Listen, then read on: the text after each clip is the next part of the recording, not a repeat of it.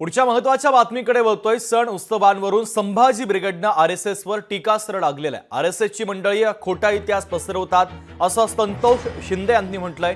पहिली शिवजयंती महात्मा फुले यांनी सुरू केल्याचं देखील संतोष शिंदे यांनी म्हटलेलं आहे। गंगाधर टिळकांनी काहीही केलं नाही असं संतोष शिंदे यांचं वक्तव्य आहे। मोहन भागवत किंवा आरएसएसची मंडळी नेहमी खोटा इतिहास आणि खोटी माहिती देण्याचा प्रयत्न करत असतात असा हल्लाबोल देखील संतोष शिंदे यांनी केलेला आहे।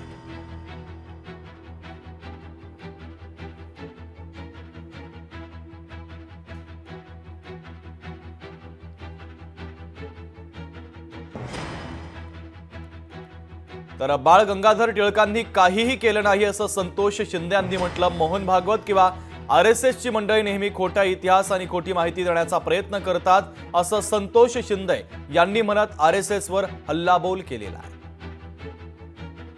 महात्मा फुले रायगडावरून पुण्यात आले आणि हिराबाग मध्ये 19 फेब्रुवारी 1869 रोजी पहिली शिवजयंती साजरी केली। टिळकांनी काय केलं? ज्यावेळेस महात्मा फुलेंनी पहिली शिवजयंती साजरी केली त्यावेळेस टिळक हे होते, म्हणून मोहन भागवतांनी इतिहास सांगत असताना रायगड उत्सव असेल किंवा छत्रपती शिवाजी महाराजांची पहिली शिवजयंती असेल ही महात्मा फुलेंनी सुरू केली। म्हणून मोहन भागवत आरएसएसच्या माध्यमातून किंवा आरएसएसची मंडळी वेगळ्या वेगळ्या कथा कादंबऱ्या नाटकाच्या माध्यमातून खोटा इतिहास पसरवतात, चुकीचा इतिहास पसरवतात आणि ह्यांचीच लोक खोटा इतिहास मांडण्यामध्ये पुढे आहेत।